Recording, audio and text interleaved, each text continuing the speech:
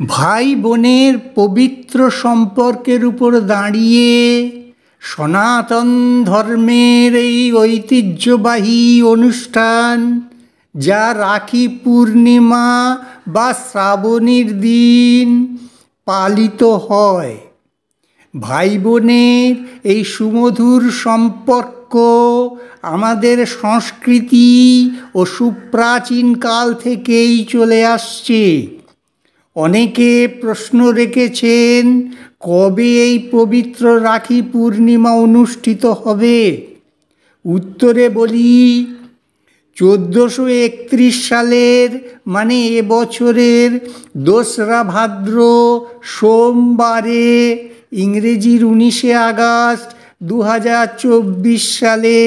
দ্বিতীয় প্রশ্ন, সময়। ভদ্রাকাল বাদ দিয়ে দুপুর 1:34 থেকে রাত 9:07 মধ্যে এই সময়ে বিজয় মুহূর্ত, গোধূলি মুহূর্ত, সর্বার্থ সিদ্ধি যোগ মুহূর্ত আছে। আপনি যে কোনো মুহূর্ত বেছে নিতে পারেন। কিভাবে রাখি উৎসব হবে?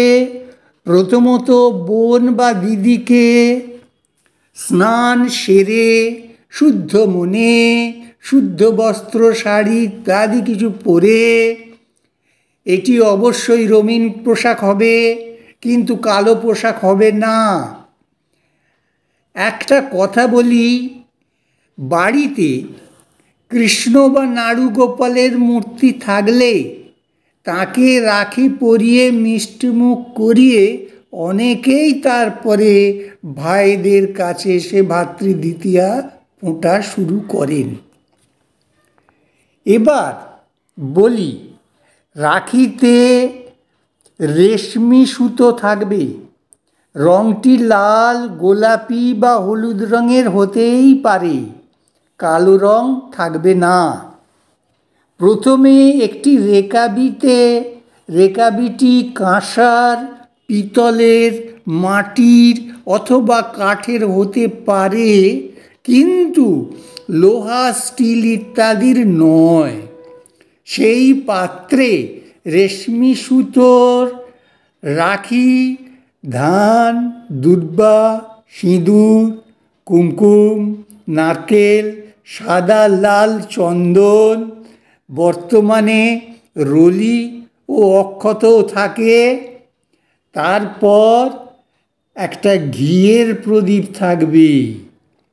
এইবার পূর্ব উত্তর মুখে রাখি বাঁধতে হবে।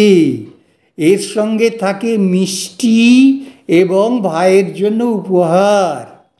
বোনেরা ভাইদের দীর্ঘ সুস্থ জীবন কামনা করেন। ভাইদেরও কর্তব্য থাকে, শুধু শুভকামনা উপহার গ্রহণ করেই শেষ নয়। ভাইয়েরা প্রতিজ্ঞা করে বোনকে তারা সমস্ত বিপদ আপদ থেকে রক্ষা করবে।